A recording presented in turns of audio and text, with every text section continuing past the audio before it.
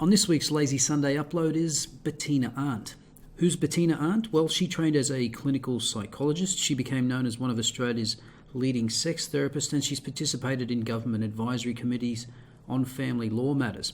Her day job is as a dating coach, and she is and has been for many years a prominent social commentator and frequently publishes articles on gender issues. She's also been one of the driving forces behind promoting private screenings of the Red Pill via FanForce. Bettina was the keynote speaker at the recent International Men's Conference on the Gold Coast, and for me, and I think a lot of people, it was the best speech of the weekend. And that's saying something, as there was some stiff competition. So I haven't edited anything from the speech itself because I think that wouldn't do the entire speech justice. I did cut the Q&A at the end, so if you want to see the full video, head over to Mike Buchanan's channel where you can see this and other speeches from the conference. So I think about half of them are up at this stage. But for now, please enjoy Bettina Arndt. Great pleasure to be here. I've been very excited about this big gathering. And is that all right? Yeah, and particularly feel privileged to be the keynote speaker today. Let me know if you can't hear anything. It was sex that taught me to think like a man. When I started working as one of Australia's first sex therapists back in the 1970s, my goal was very much to help women. I was really excited about the women's movement and keen to do what I could to help women achieve equality in the bedroom as elsewhere. Little did I know that wasn't going to be enough for many feminists. They were determined to grind men into the dirt. I became the person that everybody talked to about sex. And in the process, I learned a lot about what it's like to be on the other side of the fence. Once I was speaking to a group of men about the problem women have saying no to sex. Now, that may seem a very alien concept to you these days, but this was the 70s.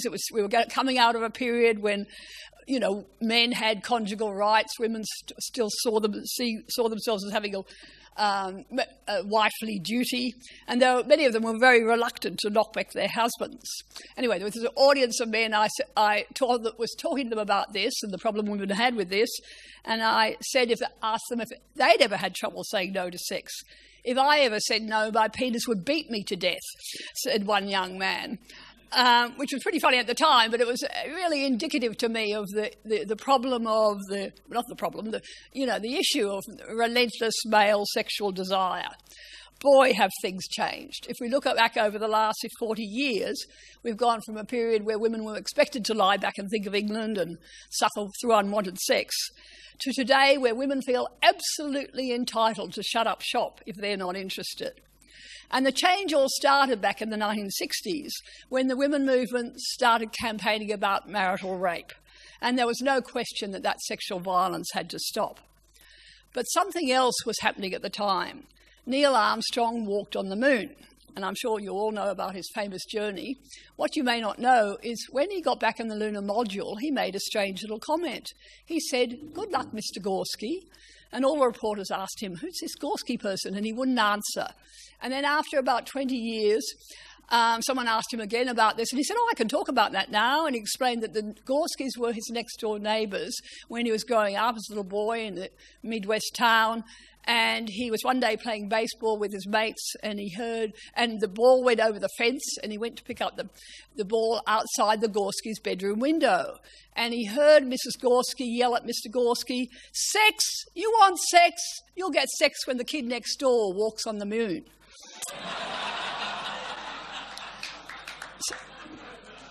I mean, it's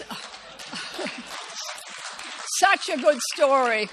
And I mean, it's unfortunately only an urban myth. It's always doing the rounds of the internet. But it captures the shift that occurred at that time. And we now have a world who's full of Mrs. Gorskis. And most married men, most men in long-term relationships are spending their lives grovelling for sex or having sex doled out to them like meaty bites to a dog, as one man said. There's a frightening thing because there's evidence from all over the Western world of this desire gap between men and women increasing. If women lose interest in sex in a long-term marriage, it just doesn't happen. And I think that's an absolute tragedy for men because most men assume in their most intimate relationship that will include one of life's great pleasures. and yet they live their lives in a state of constant sexual rejection. We're not even allowed to talk about this vital issue. 8 years ago, I wrote a book called The Sex Diaries, which is based on the idea of getting couples, I had 98 couples, talking about how they negotiate sex in their marriages. And what came through so strikingly was this howl of misery from men.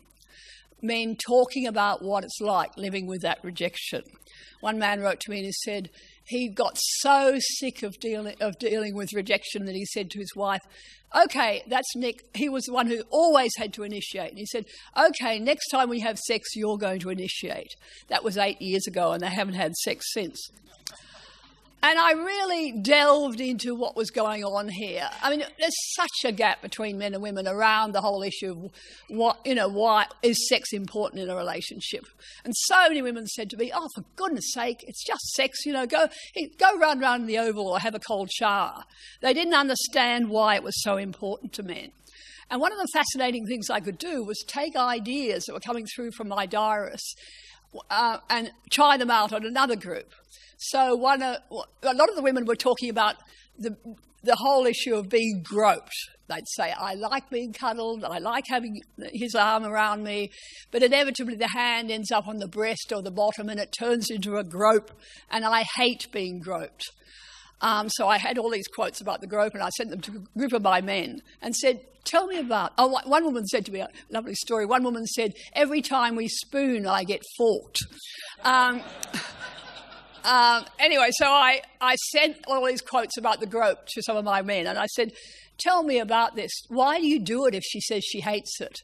And one man wrote back to me and he said, "Look, I know she doesn't like it. I know I'm going to get into trouble, but it's me saying, 'Hello, here I am. I still love you. I still want you. Where has she gone, the lover I married?'" And it broke my heart. I mean, so many people have said to me they were shocked reading the stories from men about what this is like for them. But I got into enormous trouble. I wasn't suggesting that women give in to men. That's not what it's all about. But I made a very strong statement about the fact that the low desire partner, whether it's a male or a female, needs to consider the impact of that constant rejection on their partner. And I talked about really important research that's come through about women that show that many women, much to our surprise, there are many women who actually can experience sexual pleasure without prior desire. If you put the canoe in the water and start paddling, and you're with a man who knows how to make love to you properly, and you can get your head in the right place and anticipate sexual pleasure, there's a lot of women who can really enjoy sex without desire. And I talked about this in my book. Even that was enough to suggest, to have me totally hated by the Twitter sphere, where I'm now promoted as a rape cheerleader. But the point is that, I'm using this example of sex, and it's not just about sex. This illustrates an extraordinary shift in the balance of power in marriages and relationships that's occurred over the last 40 years. A far broader change that I think is making men's lives an enormous misery. We live at a time when women's needs and women's wants are given endless priority over men. I mean, if I walked through the streets of Australia and said, "What's missing from your relationships?" a lot of men would be saying more sex. And yet that absolutely never makes it on the public agenda, let alone the private agenda. A lot of men say they can't even talk to their partners about this. We face a constant stream of propaganda demonising men and praising women. Just look at the issue of who works harder in the home. In Australia, as elsewhere, we see these endless news reports of who's doing what in the home, the housework issue. And you always have these headlines about how hard women work and how men are just sitting there being lazy and letting us have to do anything. And they totally leave out the vital equation, which is the total hours worked when you add paid and unpaid work, which has been absolutely level in Australia for decades, and it is never mentioned. Our Bureau of Statistics never releases press what do they call it? Press things, you know what I mean? Press releases, that's the word I'm thinking of, about about total work. They only ever talk about housework, and they only present it as an issue where we criticise men. Australian men actually average twice as many working hours as Australian women do. And of course their working hours dramatically increase when women drop out of the workforce to have children or drop back to part-time work. No one ever talks about that. No one ever talks about men's shrinking leisure time. There's been a fascinating thing, a really steep drop in the number of men's leisure time out of the home. You know, we once had pubs on every corner in Australia, and very few men dare drop into the pub on the way home these days. Men are always in trouble for not doing enough, for not being there to help their partners. No more spending the weekend, tinkering with a car or playing golf. No thanks to men ever for working so hard. Men's working hours are endlessly increasing, and yet we never hear that discussed, let alone acknowledged. I was once in my corporate wife days, I was at a dinner party with a whole bunch of couples, and the men were paying the bill, and one of the women said, we must thank our husbands for working so hard to provide this lovely dinner for us. And another woman sitting there said, I work hard too. It was just classic, the reaction to that from the group of women that were there. They were just astonished that a woman would thank her husband for working so hard. Men are on a very short leash indeed, always in trouble for not doing enough. One of the things that really fascinates me is I've looked at how couples choose what sport their sons play. And we've seen a real decline in Australia in the number of boys playing rugby. And I've walked around soccer fields on a Saturday morning interviewing the dads, the big beefy blokes, and asking them, did you ever play rugby? Oh, sure, I played rugby. Oh, your son's playing soccer. Why is that? Oh, Mum thinks it's better. Your mum's worried about him being injured. An extraordinary thing. I mean, that men are not even allowed to choose what sport their sons play. What's changed, of course, is women are no longer dependent, and women have gained the power to walk out of relationships where they're not happy. And, of course, they're doing so in droves. Karen Strawn gave a wonderful talk this week, on Wednesday to the Sydney Institute about the whole issue of why men might be nervous of marriage these days. And she talked about those three dreaded words, I'm not happy. You can see that if you Google the Sydney Institute, there's a podcast there. It was a brilliant talk. But the point is that, of course, it's very hard for any man to come up to women's extraordinarily high expectations of what they want in a relationship these days. And men know they risk everything if she decides she's had enough. Men are on the back foot, and they know it. I once had this amazing experience. I was doing a radio program around the whole issue of how marriages survive and the discovery of an affair, and asked people to call in about that. And I had a call from a woman, and she rang me privately after the radio program, and she was telling me about early in their marriage, he'd had an affair when she was pregnant, and she was outraged when she discovered that, and she went and started this relationship with her neighbour, had this affair with a neighbour, sort of as retaliation. And then, much to my surprise, she put her husband on to talk to me as well. And I had no idea whether anyway, she told me that affair was still going on. 20 years later, it was still happening. And I'm talking to this man not knowing whether he knew that. And I'm having this conversation, and he tells me all about that and how sorry he felt about the affair. And yes, she had an affair with a neighbour, but luckily it was all over in a few weeks. And I had this nerve-wracking conversation, not wanting to spill the beans, where he talked about his marriage, talked about how grateful he was that they got through that bad time. And there was just watching his children grow up and so on, no question in my mind that he was turning a blind eye, because he was dependent on his relationship. He knew what he had to lose if he made a big fuss about that. And then, think about that. Women used to have to turn a blind eye to their husbands' affairs because they were powerless. They had nowhere to go if they were unhappy. And now I think that's what's happening to men. The funny thing is, of course, men are always in trouble over sex as well. Men are in trouble for not keeping their trousers zipped, for groping or harassing women. They're caught out looking at pornography or gazing at women in the wrong way. And we never hear about men's extraordinary sexual restraint. Men have up to 20 times the level of testosterone that women do, yet most manage to keep a lid on their desires and remain faithful in largely sexless marriages. When my book came out, an Argentinian journalist rang me and said, I can't believe these Australian men. I mean, if our men were in relationships where they're getting so little sex, they'd have a mistress, they'd leave the marriage. So just no way would they stay put. It's an interesting shift that's occurring there. And in the middle of all this, we have our current cultural dialogue encouraging women, positively encouraging women to flaunt their sexual power over men. You know, we are allowed to dress any way we like. We can dress in the most provocative ways and flaunt our bodies. But if the wrong man is caught out looking at the sexual display, he's in trouble.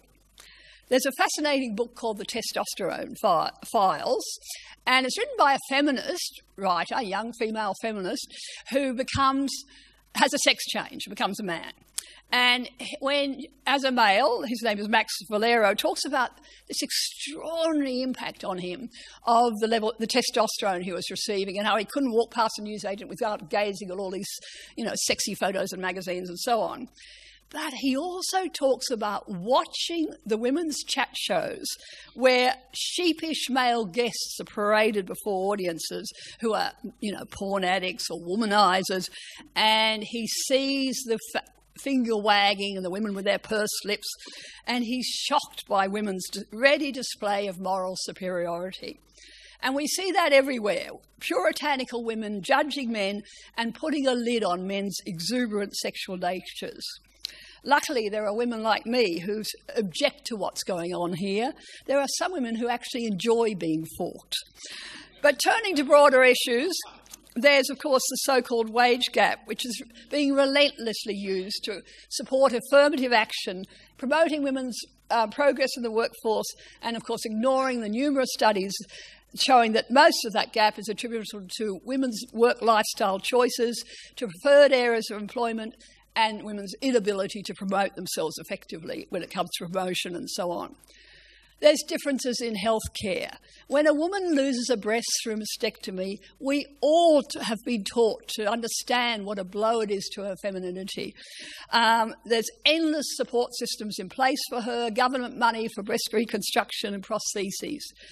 But a man who loses the sexual functioning of his penis after prostate cancer surgery, which I would argue is very much the equivalent issue in terms of the blow to his masculinity, he doesn't get a single cent of government money to the cost of penile rehabilitation. I've been campaigning for years about this, and I just don't understand why men aren't marching in the streets for the right to an erect penis. Look at education. As Christina Hoff Sommers has so eloquently shown, what started out as a sensible push for removing barriers to women's school achievement has morphed into an education system which plays entirely to female strengths. I was writing about this back in the 1990s when parents started to speak out about what was happening in schools. Boys filling the remedial classes, falling behind, dropping out of schools and universities. And we had this parliamentary inquiry and all these new policies were put into place, most of which were dropped when the coalition lost power. One of my most fascinating letters I've ever received starts off at slagging at my fat poodle face, goes on to commiserate with my daughter about the shame of having such a mother, and concludes that women today are far beyond needing equality. They need compensation for 2,000 years of being repressed, mutilated, enslaved, raped, and treated like inferiors. And that's why we have 60% of women graduates in our universities, and yet still university administrators are beavering away trying to encourage more women into the very few courses where women don't dominate, and trying to increase the number of women professors and so on. Our universities are an increasingly hostile climate for men, as the wonderful Janice Fiamengo will unfortunately won't be telling you. One of the sad things about this conference is we're not going to be able to use the Skype proposed Skype talks from Janice. If you don't know her, go and Google Fiamingo Files. She's a brilliant advocate for men, for males, and a critic of what's happening in universities. And the way that universities have become an increasingly anti-male culture. Just look what's happening in Australia. We're just seeing this amazing campaign unfolding in front of our eyes, which is all about this so-called rape culture on campus. We've seen what happened in America, a totally cooked-up survey claiming that 73% of students have experienced some sort of unwanted sexual behaviour. That was produced by a union of students, all self-reported, including everything from having someone look at you in the wrong way to, supposed rape. We have our Human Rights Commission then leapt into action, promising $1 million to repeat this sort of self-selected survey. And of course, when those results come out, we're then going to have enormous pressure on our universities to introduce a sort of crazy yes means yes sexual consent regulations now in place in American campuses, which are ruining the lives of many young men and young males finding themselves in front of kangaroo court type tribunals which deny any man the chance of producing the evidence he needs to defend himself. Across the world, the most extraordinary changes are occurring in the rule of law, as you're going to hear from many speakers over this weekend. The basic assumptions about being innocent until proven guilty are totally discarded in order to shaft men. Ken Aronson tomorrow is going to talk about our deep south, Victoria, which has become one of the most anti-male legal jurisdictions in the world. But what I've been talking about so far generally is pretty trivial compared to the devastation occurring in men's lives as a result of our increasingly biased family and criminal law systems, where false accusations of violence and sexual abuse are being used to tilt the system firmly in favour of women. Women who choose to be vengeful and destroy their ex-husbands, ex-partners, with the lawyers egging them on. I first started writing about family law back in the 1980s. I'd given up sex, professionally speaking, and after about 10 years, I really had enough of writing about the joys of oral love. So I delved out into other areas and started writing about family law. Much to my surprise, one day I received a letter from a judge. He was retiring from the family court and he said, "You're quite right. We've made a huge mistake. We've given too much power to the custodial parent," which of course was almost always women, and that power is almost often abused. And he talked to me about how women have had absolute license to move wherever they like, to totally lock men out of their children's lives and so on. And I spent over 2 decades focusing a lot on this issue. And I ended up being appointed by John Howard's government onto various government committees designed to reform family law. And that led to some real breakthroughs, such as the presumption of shared parental responsibility and a new child support formula, which at least made some attempt, however feeble, to account for the costs of the non-custodial parent. And many of those changes have been wound back after that government lost power. So it was a really interesting experience for me being on those government committees. I mean, I was there essentially representing men because the Femocrats who are running the show insisted on appointing men to the committees who didn't do their side much favours. And Howard's government sort of snuck me in to try to even things up a bit. The problem is what we had are these enormously powerful women's lobby groups with, attracting outstanding people. And up against them were, there were a lot of well-educated professional men who often shunned involvement with the men's groups. And so they fight individual battles involving highly paid lawyers. And to me, this is one of the key issues that bothers me about the whole men's rights movement, the fact that most well-educated, powerful men are really reluctant to associate themselves with a group of men that they see somehow as losers. I was once on one of these committees and a really senior bureaucrat took me aside and he said, look, I never believed all this stuff about men being so poorly treated in the family court until it happened to me. And he explained it one day. He came home, his wife had decided to end the marriage without telling him this was going to happen. There were locks were changed on his house. He walked in, tried to get into the house, found himself arrested by the police, AVO, hundreds of thousands of dollars in legal fees in order to try to get to see his children, and so it went on. And he said he just would never have believed it. And that is true of so many men. And it's true of so many men we need on our side.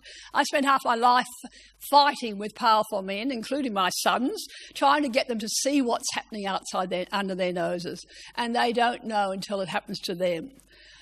Classic example of this. Now, my day job is actually now online dating coaching. So if you want to help me, find me clients for my online dating, which is being totally neglected at the moment, which is a wonderful job. It's light relief from all this stuff. But one of the fascinating things I find with my older female clients is they kept coming to me and said, by professional women, well-educated women, they say, all the men we meet are broke.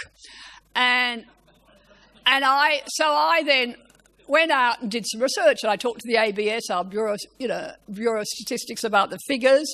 And much to my surprise, which is something we never hear, of course, is I discovered that Australian divorced men and women if you look at Australian divorced men and women in their 50s, the women are much better off than the men, generally. Women are more likely to have had the house. If a divorce occurred, say, 10 years ago, the man would have got the super, and that was really hit by the financial crisis.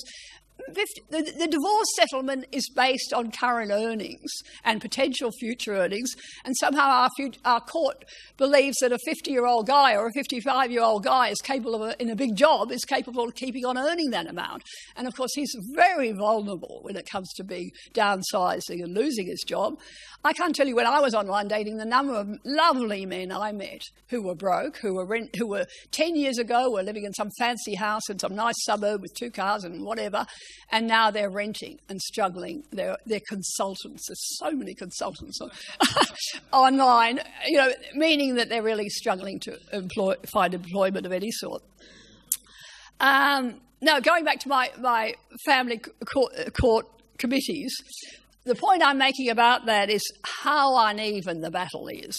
We had hundreds of submissions from individual men, and some of them were very impressive and well-written, but they were up against these sleek, professional presentations from the powerful women's groups. It was like mosquitoes throwing themselves at a huge mozzie zapper. Sorry. And the women were winning every round. And even the minor victories we had at that time were easily wound back. The outstanding example of this is the famous Macintosh saga. Now, some of you will know about this. Jennifer Macintosh is a Victorian psychologist who was the lead author in a hugely influential study which concluded that any regular overnight care by fathers was damaging to infants and toddlers. She was appointed, after the Howard government lost power, she was chosen by the new Labor government to do research into these preschoolers, or overnight care of these preschoolers. And she already had a reputation for speaking out against shared parenting. So she was deliberately chosen to lead this study. And the research that came out and the position she took in promoting this research across the world led to hundreds of thousands of men losing any opportunity of being proper parents to their very young children. Men's groups in Israel threatened to sue her after she came to the country campaigning against shared parenting. In Australia, if a lawyer went to court and on behalf of a man trying to get care of one of these very young kids, they used to joke they'd been Macintoshed because her research was always used to deny them that contact.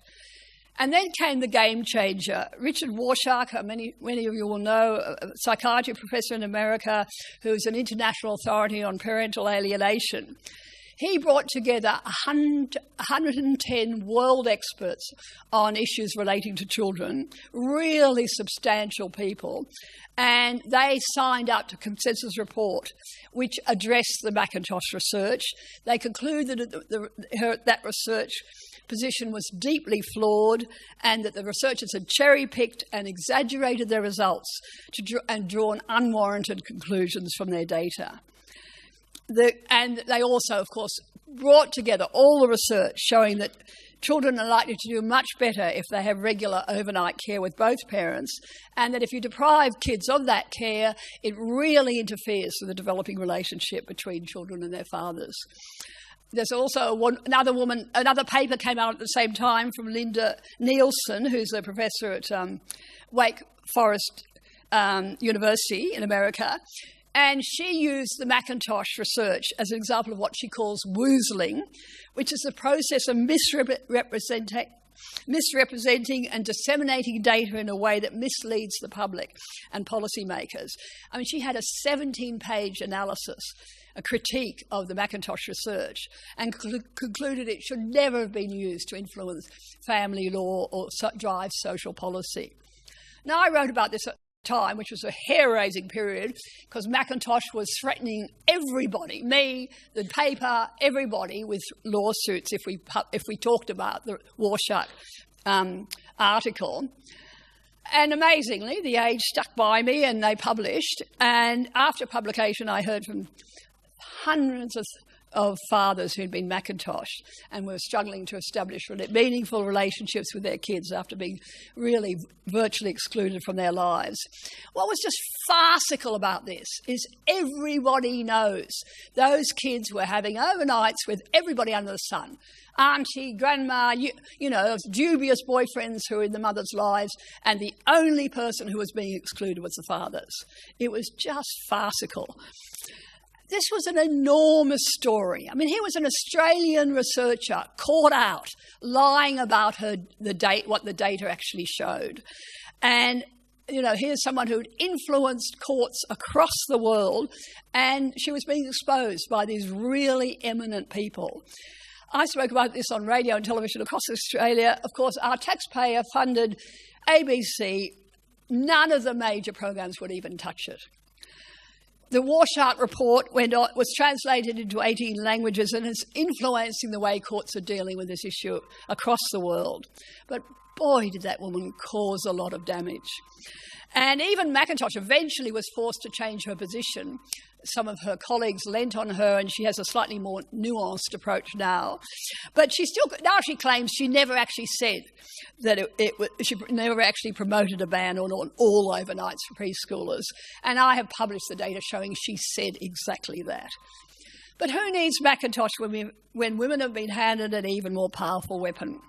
It's gobsmacking watching the growth and the use of false accusations of domestic violence or sexual abuse to gain leverage in family court situations. I receive hundreds of letters, have watched this happen to so many men I know. You're going to hear from Augusto Zimmerman, who is this courageous West Australian Law Reform Commissioner, who's been fighting a mighty, very lonely battle against the changes that are occurring in Western Australia over this issue. To me, nothing better illustrates the power of the feminist lobby in this country and across the Western world than the extraordinary success of the domestic violence lobby. As Erin Pizzey would tell you, back in the 1970s, the feminists seized on domestic violence as a brilliant means of generating support and attracting funding at a time when the influence of the women's movement was starting to wane. Here's the ultimate motherhood issue, the one cause no one dare challenge, because at its heart is a very basic truth. There have always been women and children whose lives have been ruined by being controlled by violent men. These women need our protection. No one would question or deny the importance of stopping this from happening. But you have to sit back and wonder at how effectively this has morphed into this almighty industry, employing vast numbers of women across the world whose major goal is to promote misinformation about domestic violence and present it as a gender issue linked to misogyny and patriarchy. There are women everywhere working to suppress the thousands of peer-reviewed research papers which show that most family violence is two-way violence, that involving women as well as men, and revealing the complexity of this social problem and its proven links to mental health issues, drug and alcohol abuse, and poverty, etc. These are the 40 years of lies about domestic violence that Erin Pizzey has been fighting against. I spent 6 months trying to put together a paper nailing the statistics on domestic violence. And it's really hard because most of the researchers here as elsewhere are very nervous of being quoted about this subject. And it's not surprising because researchers in America have lost their funding, they've lost tenure, they've not allowed to speak at conferences. It's a real risk for an academic to speak out over this issue. Luckily enough, I could draw on Mark Latham's success in digging out the one statistic that really matters, that an astonishingly small 1.06% of women in Australia experience physical violence in any year in Australia. That tiny figure is always buried in statistics that are designed to inflate what's happening. By, for instance, talking about lifetime experiences of violence, as if something that happened 40, 50, 60 years ago is relevant to what's happening today. I really must pay tribute to Greg Anderson, who runs the wonderful website 1 in 3, and he's out there every day trying to correct the misinformation that's out there around domestic violence. And he helped me try to get the information from the government bodies, working out what questions to ask them. You know, he's helping David Leyonhjelm, I mentioned at the press conference yesterday, the senator who's asking questions of our bureaucracies about how they are misrepresenting that issue. Just before I was about to publish my article, I came across this fantastic story which sort of says it all. It was about a Swedish politician called Eva Solberg, who'd just been presented with her government's latest strategy for combating domestic violence. And of course, like similar reports across the world, this strategy assumed that the only way to tackle domestic violence is through teaching misogynist men and boys to behave themselves. She wrote an article in which she spat the dummy. She took issue with her government's tired gendered analysis. She said, "We know through extensive experience and practice that attempts to solve this problem through this kind of analysis have failed. And they failed precisely because violence is not and never has been a gender issue," she said. And she talks about this vast body of research, the Partner Abuse State of Knowledge Project, which summarises 1,700 meta-analysis on this issue. We must recognise the fact that domestic violence, at least half its occurrence, is carried out by female perpetrators. The really important point she makes is that domestic violence is an inherited problem. Children learn from watching both their parents. To know this and to continue to ignore the damage done to children who are subjected to violence is a huge social betrayal, she said. To me, children are the key. No one cares about men. No one cares about male victims, sadly. But what we must do is get the message that we are betraying children by denying the experience of children in violent homes. Just as once we ignored what was happening to children who were being sexually abused, we didn't hear what they were trying to tell us, we are refusing to listen to children when they say, "I'm living in this violent home and mummy and daddy are behaving in this way, are making me afraid of what's going on." And when it's just mummy, no one hears what the children say. This huge social betrayal rolls on. The effrontery of this industry is truly remarkable. In Australia, we have a program called Australian Story. It focuses on one individual's life. And in one program last year, amazing program, it featured Australia's first Minister for the Prevention of Family Violence, Fiona Richardson. And she was talking about her own family history. The whole program focused on her dad, who got violent when he had too much to drink. But in passing, about 1 minute in this program was spent mentioning the fact that her mother had a violent mother. So the grandmother was violent. And not only was she violent, but Richardson's mother was pushed by the grandmother into having sex with one of the grandmother's own boyfriends when she was 14. Now, this was just mentioned 2 minutes on this issue, while the whole program was battering this violent dad. And it's gobsmacking to me how the media had the effrontery to ignore a story where if the genders had been reversed, this would have been front page news, wouldn't it?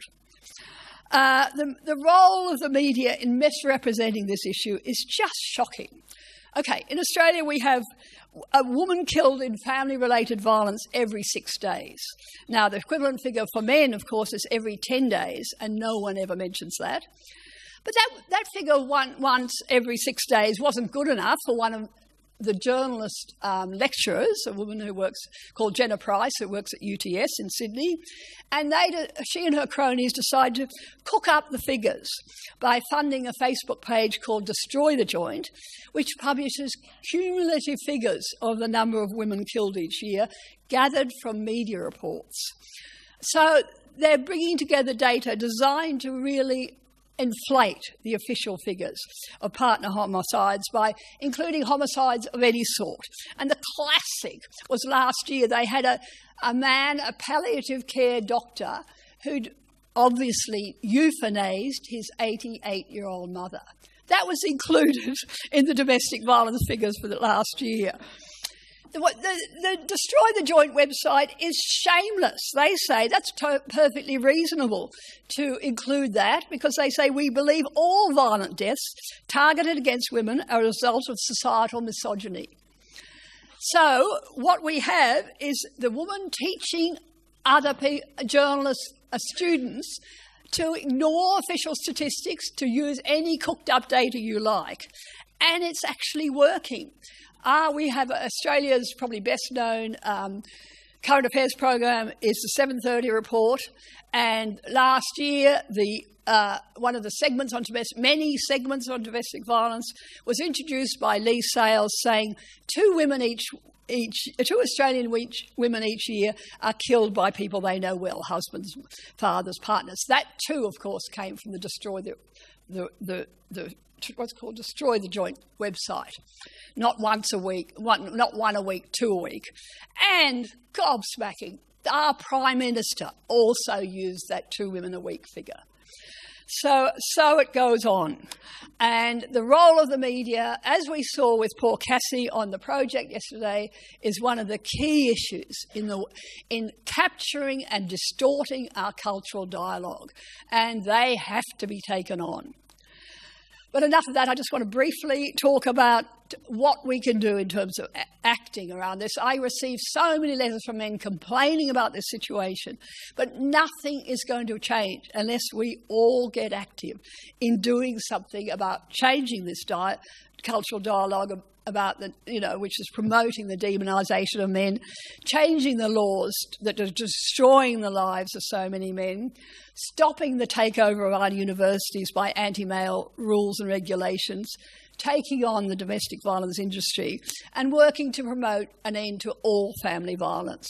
The list is endless, and it's going to take enormous energy and commitment from lots of people, including many women. And I think women are key for various reasons. As Karen Strawn always says, it's, no woman is going to be accused of being some sort of loser bloke who can't get laid. It's much easier for us women to get out there and talk on behalf of men. We are more likely to be heard. That's why the honey badgers are so important.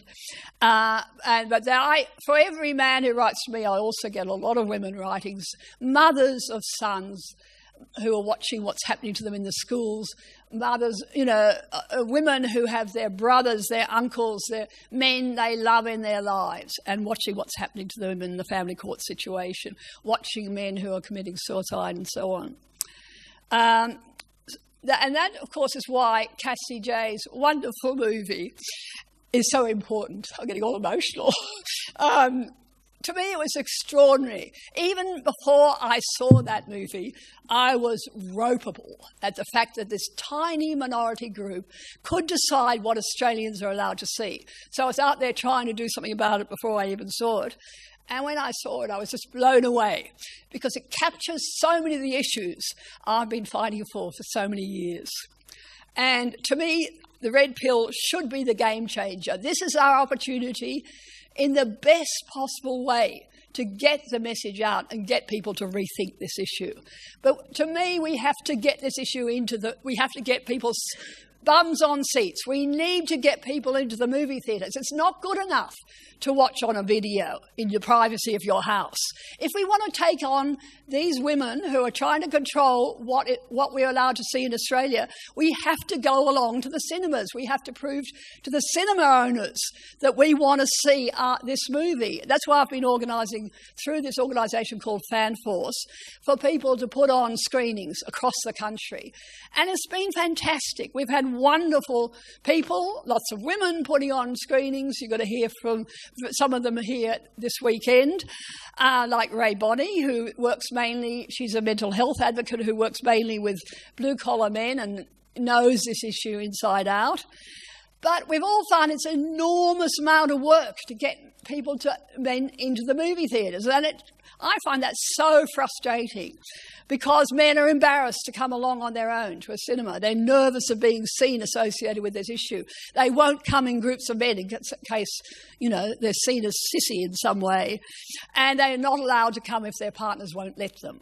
I mean, come on, guys, it really annoys me that we've had a whole bunch of screenings where people volunteered to put on to host a screening in their area and they sold 3 tickets and it didn't happen. It's not good enough. We really need to get active. This year we have to take on White Ribbon. I hope all of you know about White Ribbon. This is an organisation that is designed to encourage men to come on board and stand up against violence against women. And they are appalling in the way they misrepresent this whole issue. They have been caught out fudging data, totally lying about what research shows. They, of course, recruit lovely men who think they're doing the right thing, sports stars, you name it, well-known men in our community to be ambassadors who think they're going to get brownie points for standing up against violence against women. And good for them. I mean, it is an important cause. We need to get to those guys and talk to those men and say, you are not happening the overall situation that's threatening so many children in violent families. You need to convince your organisation that we need to stop all violence, not just rely on the violence involving men. We've got to get into the schools. It is abominable that they are recruiting little kids and telling little boys that you are violent and you have to denounce your violence while little girls sit there and totally bewildered at what's going on. You need to get parents involved in going into the schools and say, we don't want our children taught this rubbish. We need to support the men who are in workplaces. I hear from them all the time. Workplaces where they're being required to attend compulsory propaganda courses run by White Ribbon. I have men everywhere trying to stand up against this in their organisation, and it's really dangerous. We're producing documentation to give them. We're helping them plan strategy. If anyone would like to help me with this, it'd be really good, because I'm worried about guys losing their job in that situation, but I absolutely commend them for their courage in taking on the organisations who are falling for this rubbish. We need to work on our politicians. I mean, Malcolm Turnbull is clearly convinced that this is a vote winner to talk constantly about respect for women, to spend hundreds of millions of dollars on a really distorted domestic violence campaign. He believes that because no one is telling him that it's putting people off. And we can all put a lot of pressure on politicians to say, enough. We need the truth. We need social policies based on evidence, not on misinformation. We need to look at what's happening in the professions. Professions across the country have been captured by misleading information and by the domestic violence industry. My own profession, which is clinical psychology, has the psychologists have policy on overnight care of infants still on their website, which was written by Jennifer McIntosh. All of the professional people in this room should be talking to the organisations you belong to. I know there's a doctor, I think he's here, who is constantly bombarding the College of GPs saying, why do you keep sending me this information about looking after female victims of domestic violence? Why don't you ever give us any advice on helping male victims?